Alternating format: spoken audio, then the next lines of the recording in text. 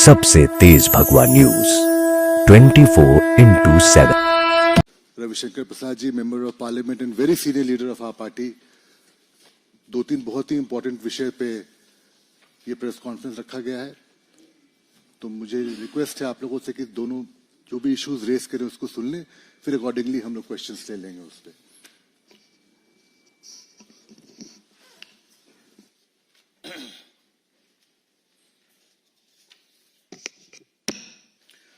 मित्रों नमस्ते, आपको दिवाली की बहुत शुभकामनाएं और क्षमा के साथ कि दिवाली के अगले दिन हमने आपको डिस्टर्ब किया, लेकिन ये विषय इतना महत्वपूर्ण था कि आपसे बातचीत करना जरूरी था।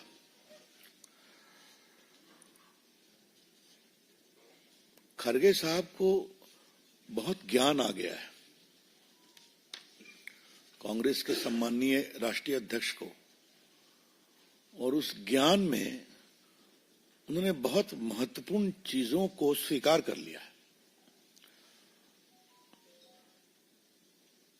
उन्होंने कहा है कि वही गारंटी अनाउंस करिए जिसके लिए बजट हो, जिसके लिए फिनेंशियल प्रबंधन हो।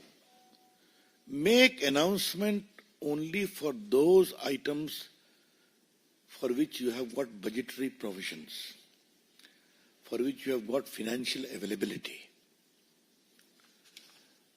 तो सुबह सुबह हम लोगों ने सुना तो हम लोग का एंटीना भी खुल गया।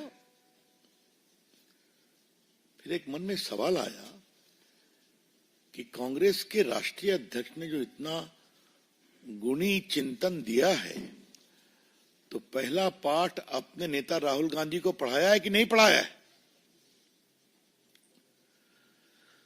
The BJP would like to ask a very clear and categorical question from the esteemed Congress President, Shri Mallikarjun Kharge, that if today you are realizing that don't make reckless announcements, only make those for which there is financial provision and also in the budget. And has he given the first gyan to his leader Shri Rahul Gandhi? क्योंकि इससे बड़े गंभीर सवाल उठते हैं। भारत की राजनीति में एक नया शब्द माननीय राहुल गांधी जी लाया है, खट खटाखट, खट खटाखट। तो ये जो कई चुनावों से खट खटाखट चल रहा था, उसका खटाखट का क्या होगा? क्योंकि राहुल गांधी तो घोषणा करने में माहिर हैं, घोषणा करके चले आते हैं। आज मैं बीजेपी के राष्ट्रीय मंच से इस बात को कहना चाहूंगा, राहुल गांधी ने हिमाचल में क्या क्या घोषणा की थी, हम ये कर देंगे, हम वो कर देंगे, और आज ये स्थिति है कि मुख्यमंत्री कह रहे हैं मंत्रियों से, विधायकों से, भैया तनख्वाह जरा लेना बंद करो। अब ये कह रहे हैं कि सबसे, ये देश की राजनीति में इससे बड़ा कोई शर्मनाक प्रयास नहीं हो सकता कि टॉयलेट पर भी टैक्स लगाने की बात चल रही थी। याद है आपको? जब हंगामा हुआ तो उनको वापस लेना पड़ा। क्या हाल है कर्नाटका का? मैं कर्नाटका पर काफी बोलना, मैं आऊंगा अभी। क्या हाल है तेलंगाना का? तो घोषणा करके शुद्ध भाषा में जनता को मूर्ख बना करके वोट लेना, और बाद में सब योजना, घोषणा जमीन पर उतरी नहीं, कागज पर पड़ी रह गई। ये कांग्रेस का कोई आज का इतिहास नहीं है, मैं आपसे कहना चाहता हूं। कई अनुभवी पत्रकार यहां बैठे हैं। गरीबी हटाओ की घोषणा तो 71 में हुई थी ना? गरीबी हटी क्या? एक उनका रिकॉर्ड है, बस घोषणा करो, कोई पूछने वाला है नहीं। कर्नाटका की थोड़ी बात आपको हम बताना चाहते हैं। कर्नाटका में तो साहब कमाल है कि 5 गारंटी की घोषणा की थी। सभी परिवार के मुखिया को 2000 रुपया मासिक देंगे, सभी घरों को 200 यूनिट बिजली देंगे, स्नातक युवकों को 3,000 रुपया देंगे पर मंथ बेरोजगारी भत्ता, प्रति व्यक्ति प्रति माह 10 किलो चावल देंगे अन्य भाग्य में। अब क्या हो रहा है आपके सामने है। अब ये स्थिति है कि बस जो फ्री बस देना था उसको भी रिव्यू करने की बात हो रही है।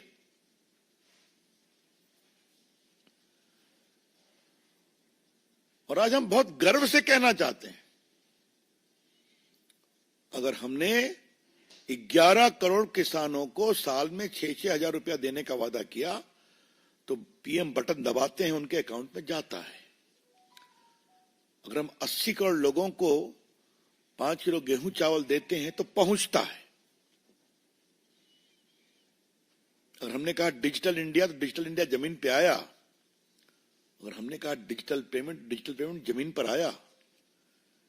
इन्हीं सब प्रयासों, अगर मुद्रा योजना की बात की तो मुद्रा जमीन पे आया। इसी कारण से कई रिपोर्टों में आया कि भारत में गरीबी इतना कम हुई है। तो हम जो कहते हैं वो करके जमीन पर उतारते हैं। और हमारी सरकारों ने जो योजनाएं करी, चाहे वो लाडी लक्ष्मी योजना हो या बाकी हो, फिस्कल प्रूडेंस देखकर करते हैं, तभी वो जमीन पर उतरता है और चलता है। खटाखट नहीं होता। तो खरगे साहब, जो आपको इस उम्र में ये ज्ञान आया, तो इस ज्ञान के लिए आपका अभिनंदन। आप केंद्रीय मंत्री रहे हैं, प्रदेश में मंत्री रहे हैं, बड़े बड़े पदों पर आप रहे हैं, विपक्ष के नेता भी हैं। ये ज्ञान आपको थोड़ा पहले आना चाहिए था। अच्छी बात है, लेट से आया, लेकिन इसका पहला पाठ आप राहुल गांधी को पढ़ाइए। Kharge ji, please give the first lesson of this confession. Don't make announcement unless there is a proper financial provision to Mr. Rahul Gandhi first. वो जाने तो सही।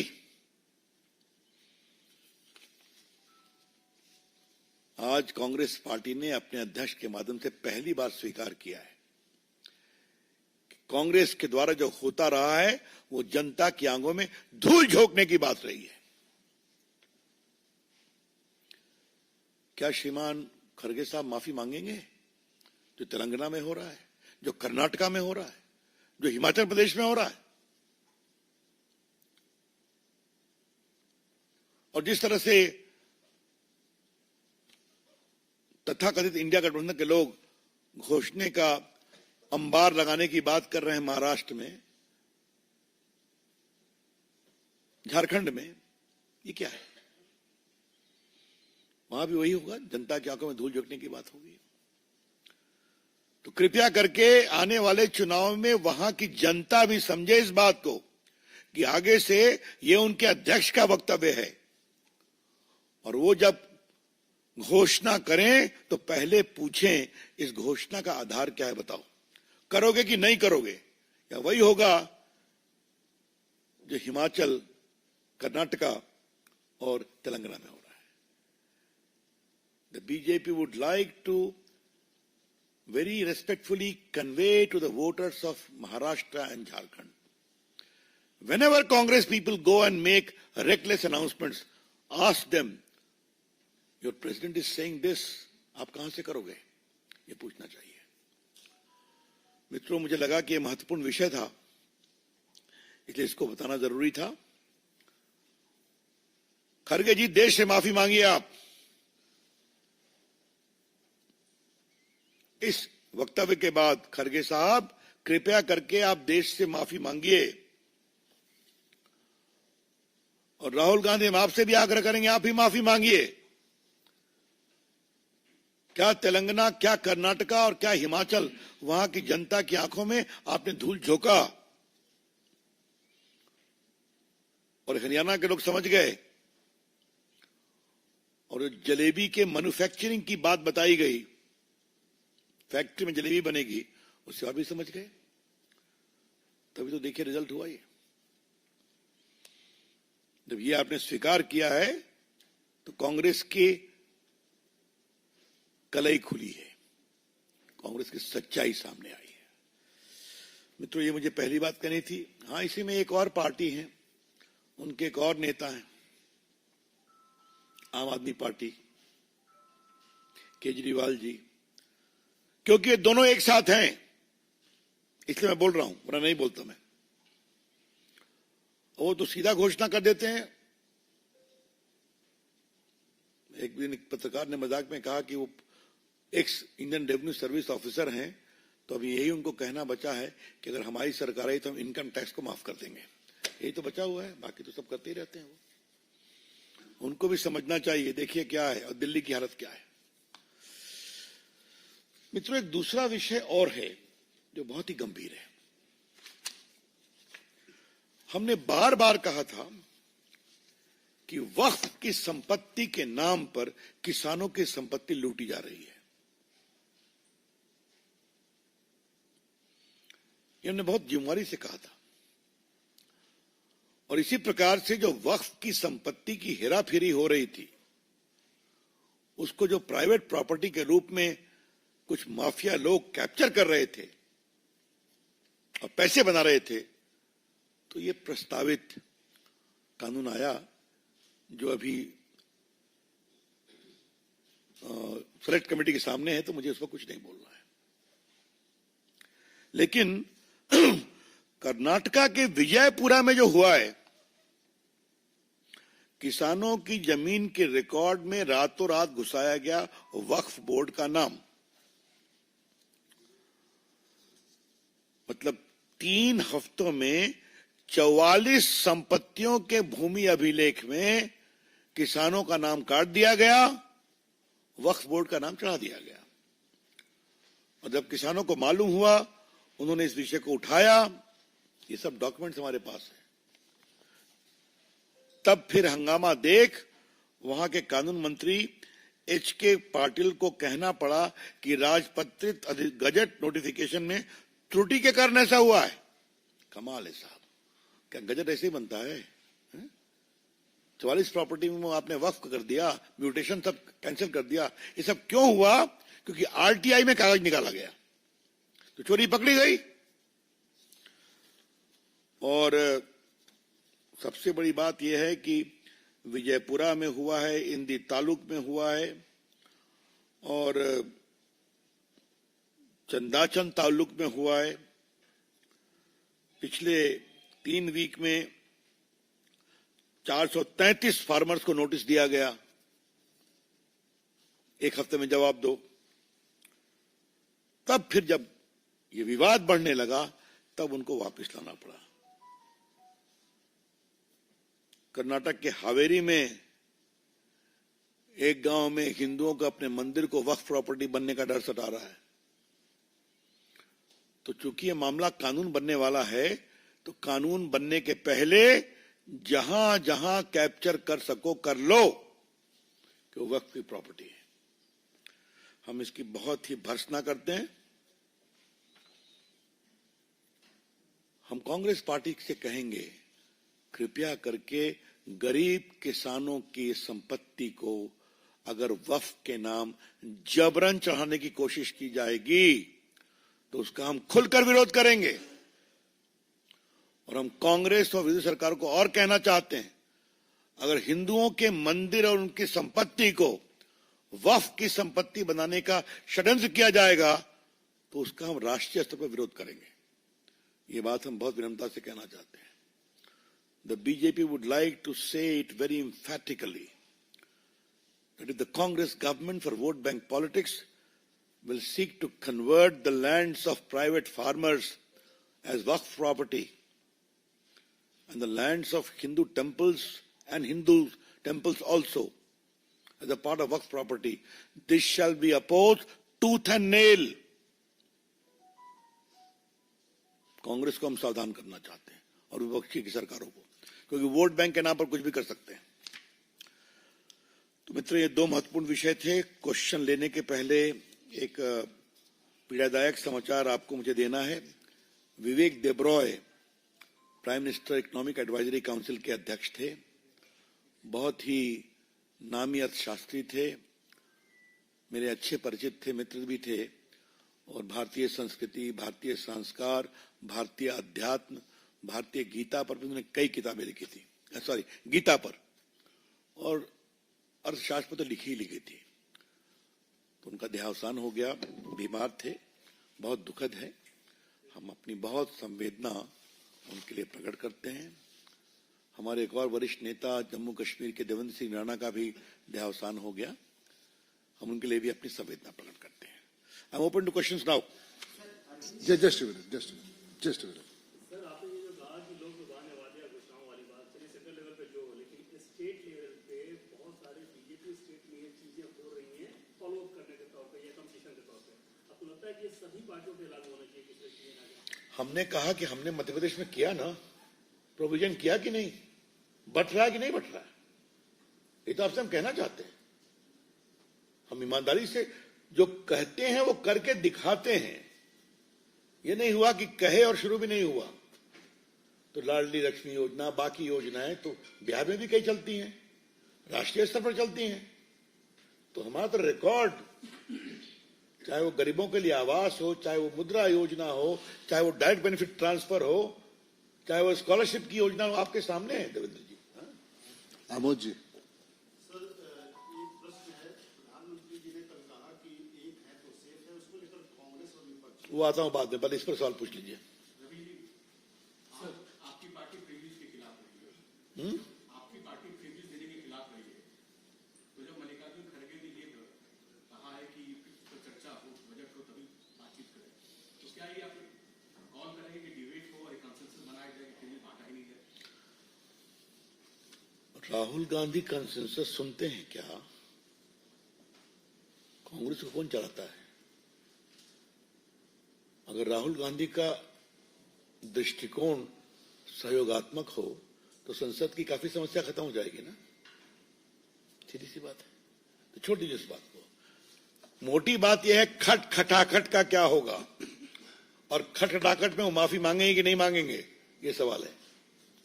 Yes please.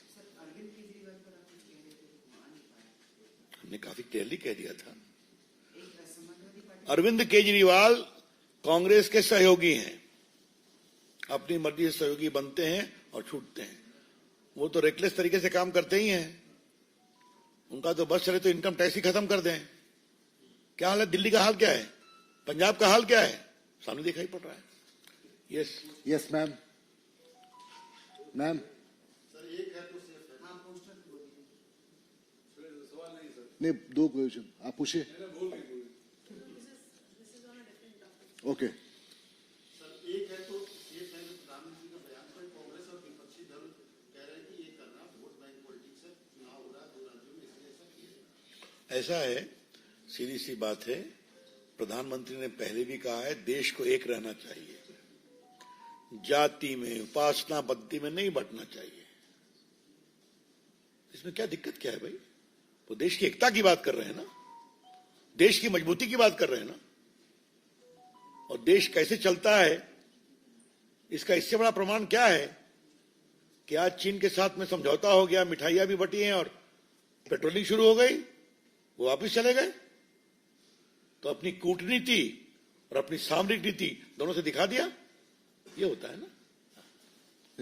Sir, former president है यूएस के डोनाल्ड ट्रंप, उन्होंने बांग्लादेश में जो हिंदुओं और माइनॉरिटीज के पर अत्याचार हुआ उसको लेकर निंदा की है। ये पहली बार किसी इंटरनेशनल लीडर ने इसको कंडेम किया।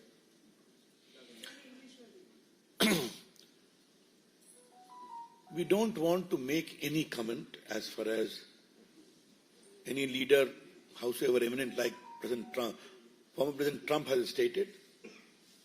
Our Ministry of Foreign Affairs, after proper consideration, will react to it.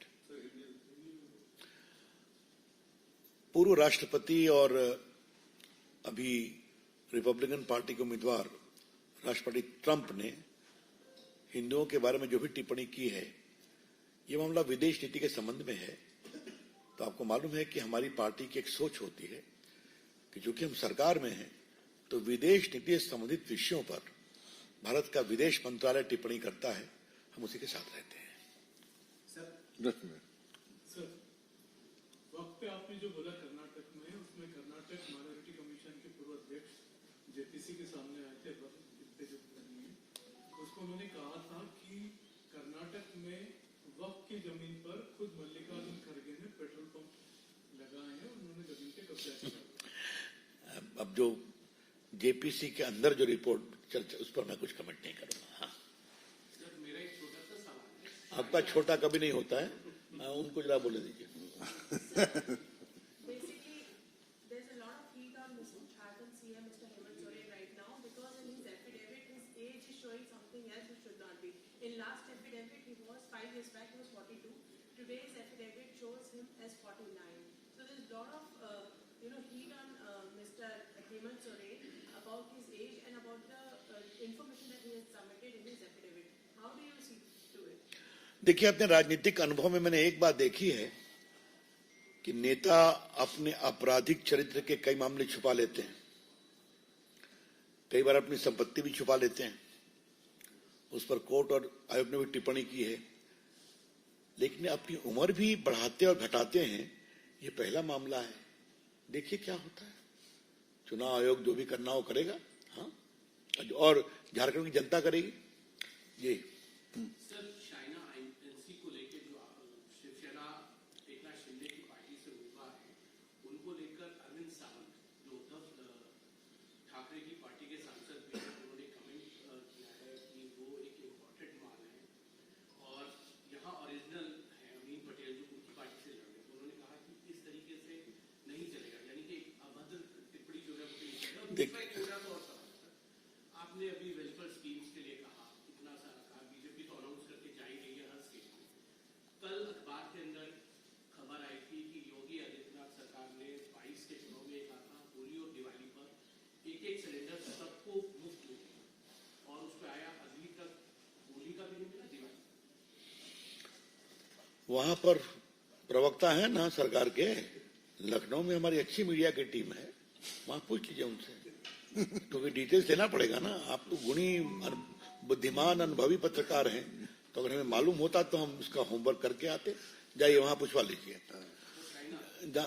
देखिए, मैं बहुत दुखित हूं इससे, बहुत मुझे पीड़ा हुई है। मैंने यही टीवी पर देखा जो उनका कमेंट था। It is not only scandalous, it is shameful, it is condemnable. इसकी जितनी निंदा की जाए, देखिए राजनीतिक कार्यकर्ता जो महिला होती है, वो किसी पार्टी की हो, सम्मान तो करना चाहिए ना। ये कौन सी बात है भाई? ये बहुत दुर्भाग्यपूर्ण है, बहुत पीड़ादायक है, इसकी हम भर्त्सना करते हैं। रवि जी, यूपी के मुख्यमंत्री योगी आदित्यनाथ ने कहा है कि जो विपक्ष के लोग कभी धर्म के आधार पर, कभी क्षेत्र के आधार पर, कभी मजहब के आधार पर जो बांटने का प्रयास करते हैं, ये जो बांटने वाले लोग हैं ना, इनमें रावण और दुर्योधन कर दिए हैं। देखिए, उन्होंने एक, इसको आप व्यंग भी कह सकते हैं, इसको पीड़ा भी कह सकते हैं। और एक बात आप जानिए, राजनीति में हास्य, व्यंग, फन, कार्टून सब चलता है। उन्हें एक संदेश दिया है, तो संदेश जिनको सुनना है वो सुन रहे हैं। जो वोट बैंक की पॉलिटिक्स के लिए किसी सीमा तक जा सकते हैं, ये सच्चाई है कि नहीं है? एक देश के बड़े नेता हैं, राम मंदिर के उद्घाटन को नाच गाना बोल रहे थे कि नहीं बोल रहे थे? क्या कहा जाए उनको? शर्म आती है। इस तरह के टिप्पणी क्या किसी अन्य आस्था के बारे में वो बोल सकते हैं? उनको बोलने दिया जाएगा? बात करते हैं आप, चलिए। रविंदर भाई, सर एक दिल्ली में पोल्यूशन काफी बढ़ा हुआ है, लेकिन वहाँ जो दिल्ली सरकार के मंत्री लोग कह रहे हैं कि हम इसके उत्तर कराएंगे, पानी को साफ। पॉल्यूशन पर विस्तार से चर्चा करेंगे आपसे हम, हाँ, चिंता मत करिए। राहुल गांधी ने एक वीडियो ट्वीट किया है, राहुल गांधी ने एक वीडियो ट्वीट किया है रेहान बॉर्डर के साथ कि एक दिवाली उनके साथ जिनकी मेहनत से भारत रोशन है। यानी कि कहीं कहीं देखा जाए तो रेहान बॉर्डर को क्या राजनीति बनाया जा रहा है? अब ये सब उनका विषय, मैं इस पर क्या कमेंट करूंगा। चलिए, आज का 2 विषय महत्वपूर्ण हो गया था, बाकी ले लिया। धन्यवाद। चलिए, थैंक यू।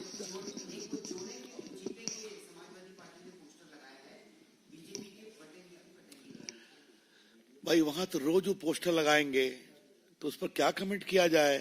काफी पोस्टर हताशा में भी आते हैं उनके, छोड़ दीजिए। अच्छा होता अयोध्या में प्रभु राम 500 साल के बाद आए, इतना ऐतिहासिक दीपावली का कार्यक्रम हुआ, उस पर एक शुभकामना दे देते तो अच्छा लगता है। ये तो हिम्मत नहीं है ना, ये है वोट बैंक की पॉलिटिक्स। चलिए, धन्यवाद।